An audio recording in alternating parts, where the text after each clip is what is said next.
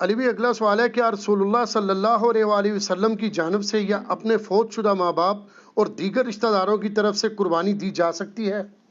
دیکھیں جی، قربانی کے دنوں میں چند کریٹیکل کوسچنز جو ہیں ان میں سے ایک یہ کوسچن بھی ہے۔ لوگ رسول اللہ صلی اللہ علیہ وآلہ وسلم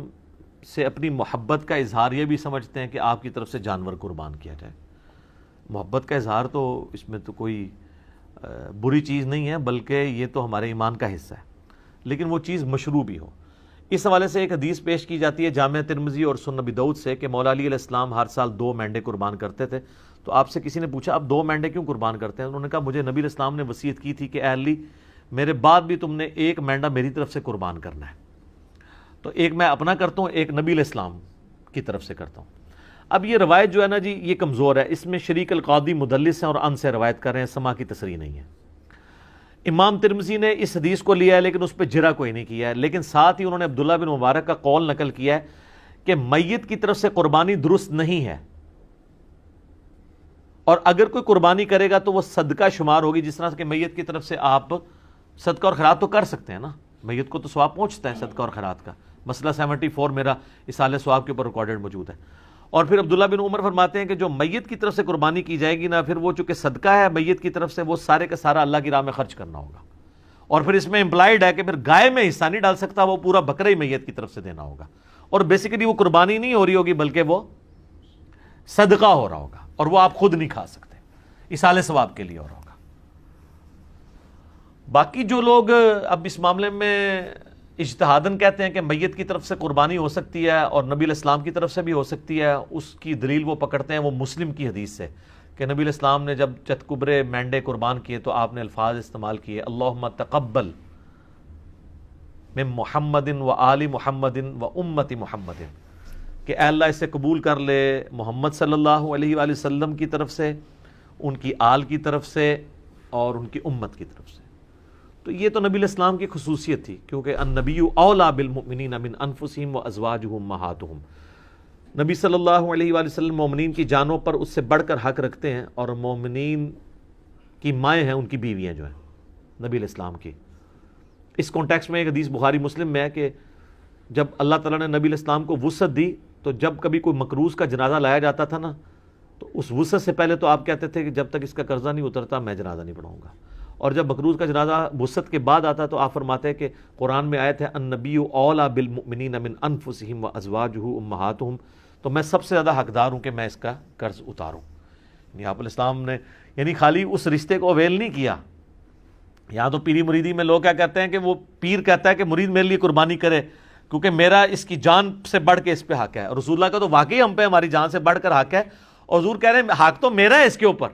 لیکن جب اس پہ اس طرح کا وقت آیا تو میں اس کے روحانی باپ کی حیثیت سے اس کا قرضہ خود اتاروں گا۔ روحانی باپ تو ہے نا امت کے۔ صلاۃ بر محمد و آل محمد، اللہم صلی علی محمد و علی آل محمد۔ تو اس حدیث کے تحت لوگ کہتے ہیں کہ جی وہ جو نبی علیہ السلام نے کہا کہ میری طرف سے اور میرے گھر والوں کی طرف سے، آل کی طرف سے، امت کی طرف سے، تو کہتے ہیں پھر امت بھی اگر حضور کی طرف سے کر دے تو پھر میں یہ کہوں گا کہ یہ پھر مسئلہ اجتہادی ہے، ضعیف احادیث بھی اس کو سپورٹیو ہے، اگر کوئی دینا چاہتا ہے ضرور دے، لیکن گائے میں نہ حصہ ڈالے، اللہ سے ایک بکرا دینا چاہتا ہے ضرور دے۔ اور پھر جس طرح ابن مبارک نے فرمایا، عبداللہ ابن مبارک نے امام حنیفہ کے شاگرد ہیں، امام حنیفہ کے شاگردوں میں سے ہیں اور امام بخاری کے دادا استادوں میں سے، کہ پھر اس طرح کا گوشت خیرات کیا جائے گا۔ باقی یہ ہماری جذباتی ایفیلیشن ہے۔ مجھے بتائیں کہ رسول اللہ صلی اللہ علیہ وآلہ وسلم اس کام سے خوش ہوں گے جو انہوں نے امت کے ذمہ لگایا ہے کہ امت کرے، یا اس کام سے خوش ہوں گے جو امت کے ذمہ لگائے نہیں ہے اور امت دھونس اور زبردستی کے ساتھ اتری ہوئی ہے؟ چلیں اگر آپ مولا علی والی حدیث سے پلی لیتے ہیں، وہ تو مولا علی کی ڈیوٹی لگائی نا، حضور نے امت کو تو نہیں کہا میرے بعد میرے نام کے کرتے رہنا، پھر بھی آپ اگر ان الفاظ پہ بھی جائیں گے تو وہ مولا علی کے لیے۔ اچھا اب آ جائیں یہاں پر، اگر آپ کہیں عام امتی، تو عام امتی کے ذمہ جو کام ہے نا سر، وہ سورۃ الاعراف آپ پڑھ کے دیکھیں، میں نے پہلے بھی کئی دفعہ یہ چیز بیان کی ہے، میں آج پھر بیان کر دیتا ہوں۔ نبی علیہ السلام کا جہاں پہ ذکر خیر آیا نا کہ اگلی کتابوں میں آپ کا ذکر ہے، 157 نمبر آیت ہے، اللہ تعالیٰ نے فرمایا اعوذ باللہ من الشیطان الرجیم الذین یتبعون الرسول النبی الامی الذی یجدونہ مکتوبا عندہم فی التوراۃ والانجیل، یہ اس نبی امی کی پیروی کر رہے ہیں جس کا ذکر لکھا ہوا پاتے ہیں اپنے پاس تورات اور انجیل کے اندر، یأمرہم بالمعروف وینہاہم عن المنکر، جو کہ انہیں نیکی کا حکم دیتے ہیں، ان کو برائی سے روکتے ہیں، وَيُحِلُّ لَهُمُ الطَّيِّبَاتِ، اور حلال کر چیزیں ان پر پاکیزہ چیزیں حلال کرتے ہیں، وَيُحَرِّمُ عَلَيْهِمُ الْخَبَائِث، اور جو خبیث گندی چیزیں ہیں وہ ان پر حرام کرتے ہیں اللہ کے اذن سے، وَيَضَعُ عَنْهُمْ إِسْرَهُمْ، اور ان پر جو بوجھ تھا وہ ان سے دور کرتے ہیں۔ ظاہر شریعت کی پابندیاں بوجھ نہیں ہوتی ہیں، بلکہ شریعت کی وجہ سے جو خام خواہ کے بوجھ آپ پہ ڈلے ہوتے ہیں وہ اتر جاتے ہیں۔ والاغلال التي كانت عليهم، اور جو ان کے گردنوں میں توق پڑے تھے وہ ان سے دور کرتے ہیں۔ خام خواہ کے ایک ان کی روایتیں چل رہی تھیں، جس طرح یہاں بھی آپ دیکھ لیں، جو ایک اللہ کا ہوتا ہے وہ پھر کسی بابے سے نہیں ڈرتا، اور جو اللہ کا نہیں ہوتا وہ جو قبر دیکھتا ہے، جو جھنڈا دیکھتا ہے اس کے آگے، یہ ڈرائیوروں کو آپ دیکھیں نا، راستے میں جتنے مزار ہیں نا دور سے یوں کرتے جاتے ہیں، یہ ان کی گردنوں میں توق ہے نا، اتنے ڈرے ہوئے ہیں، دور دور سے یوں کر رہے ہوتے ہیں۔ تو نبی علیہ السلام نے سب جھوٹے خداؤں کو سائڈ پہ کر کے ایک خدا کا تعارف کروایا، اور ہم نے آپ کو سارے جھوٹے بابوں سے ہٹا کے رسول اللہ کے قدموں تک پہنچایا۔ ما ضل صاحبکم وما غوی صلی اللہ علیہ وآلہ وسلم۔ پھر اللہ تعالیٰ فرماتا ہے فالذین آمنوا بہ، پس جو لوگ ان پر ایمان لائے، وعزروہ ونصروہ، اور ان کی عزت کی اور ان کی مدد کی، واتبعوا النور الذی انزل معہ، اور پیروی کی اس نور کی یعنی قرآن کی جو ان کے ساتھ نازل ہوا، اولئک هم المفلحون، ایسے ہی لوگ ہیں جو فلاح پا گئے۔ تو اللہ تعالیٰ فرما رہا ہے کہ رسول اللہ صلی اللہ علیہ وآلہ وسلم کے ساتھ محبت کا تقاضا یہ ہے کہ آپ ان پر ایمان لاؤ،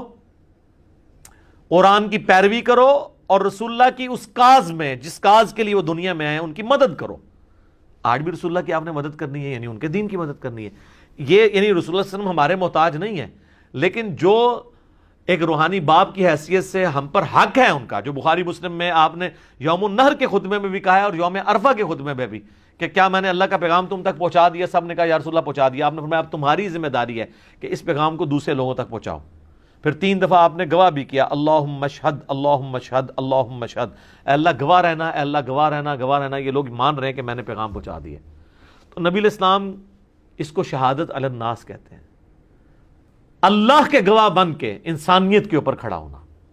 ٹھیک ہے۔ تو یہ آپ کی ذمہ داری ہے۔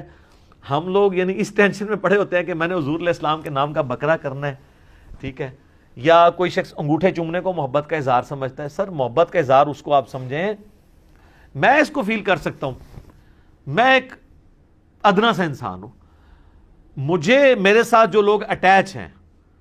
میرے لیے کوئی کھڑا ہو جاتا ہے مجھے تو برا لگتا ہے، یا کوئی میرے لیے جھک جاتا ہے یا مجھے کوئی پروٹوکول دیتا ہے تو مجھے نہیں لگتا،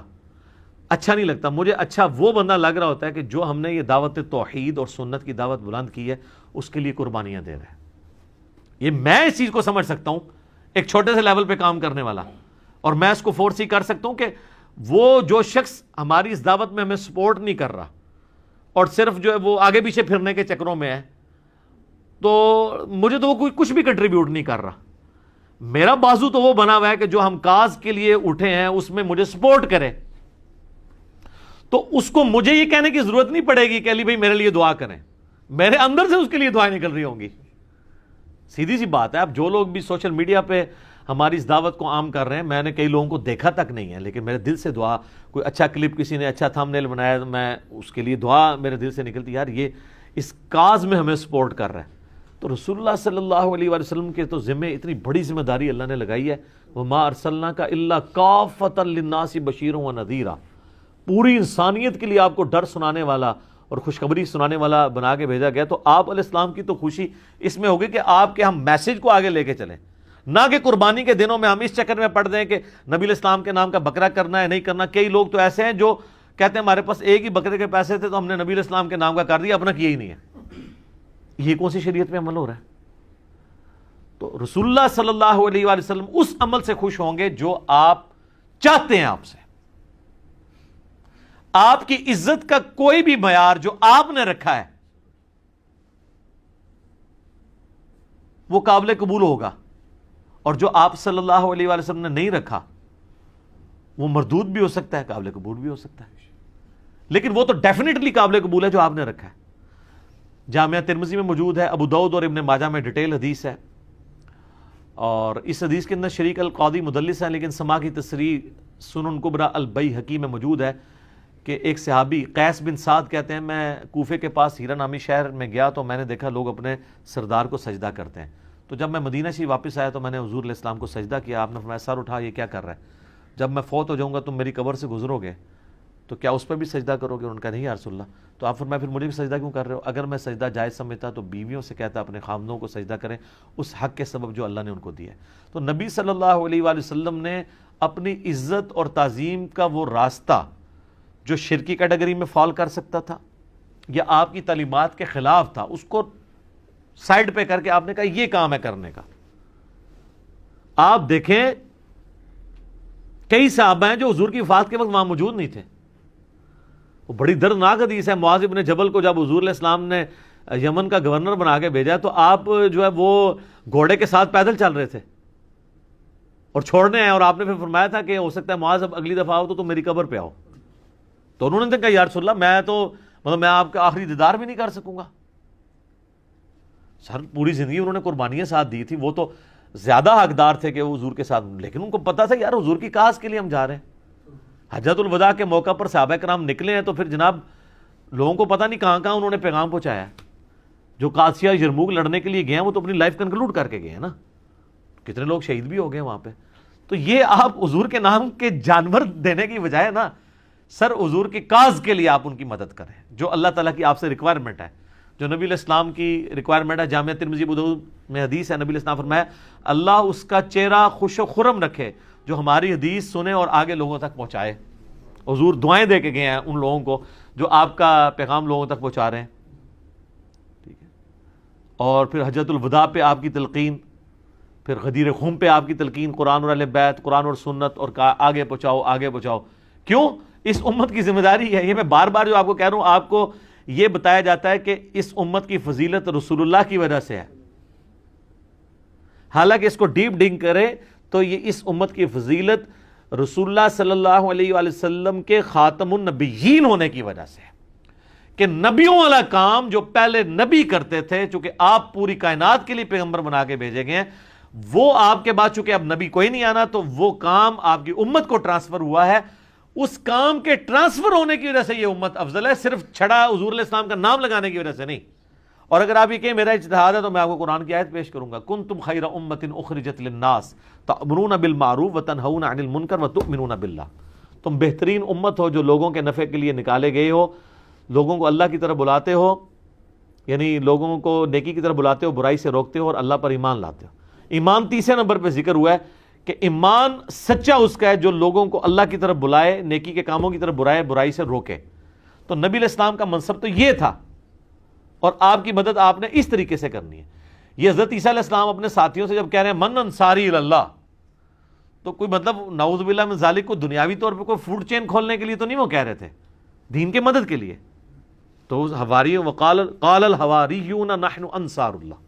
ہم جو ہیں وہ اللہ کے مددگار، اس کے دین کے مددگار ہیں۔ تو رسول اللہ کے نام کے بکرے قربان کرنے کی بجائے نا آپ دین میں ان کے لیے مدد کریں اور اس دین کے پیغام کو پہنچائیں، یہ ہے کام کرنے والا۔ تو باقی ساری چیزیں تو ثانوی ہیں۔ باقی آپ اصالہ ثواب کے اوپر مسئلہ 74 میرا دیکھ لیں، 10 لاکھ سے زیادہ لوگ وہ یوٹیوب پہ ویڈیو دیکھ چکے ہیں، بلکہ 1.2 یا 1.3 ملین کے قریب لوگ دیکھ چکے ہیں۔ اس میں میں نے اصالہ ثواب کی ساری شکلیں بیان کی ہیں، تو اس کیٹیگری میں یہ ضرور فال کرے گا۔ قربانی والا مسئلہ جو ہے وہ مختلف ہے، باقی وہ جو حدیثوں سے سہارا لیتے ہیں وہ روایتیں کمزور ہیں، اور پھر زیادہ سے زیادہ مولا علی کی خصوصیت ہوگی، اور باقی رہا رسول اللہ کا کہنا کہ محمد آل محمد اور امت محمد کی طرف سے قبول کر، تو یہ نبی علیہ السلام کی خصوصیت ہے۔ ورنہ تو آپ بھی جب پھر قربانی کریں تو آپ بھی کیا پھر یہ ساتھ کہیں گے کہ میری طرف سے، میرے گھر والوں کی طرف سے، رسول اللہ کی طرف سے اور پوری امت کی طرف سے قبول کر، لہٰذا پوری امت نے کرنے کی ضرورت ہی نہیں ہے، ٹھیک ہے، اس طرح تو نہیں ہے۔ تو اس جو خصوصیت والی چیز ہے اس کو اس طریقے سے دیکھنے کی ضرورت ہے، ٹھیک ہو گیا۔ جزاکم اللہ۔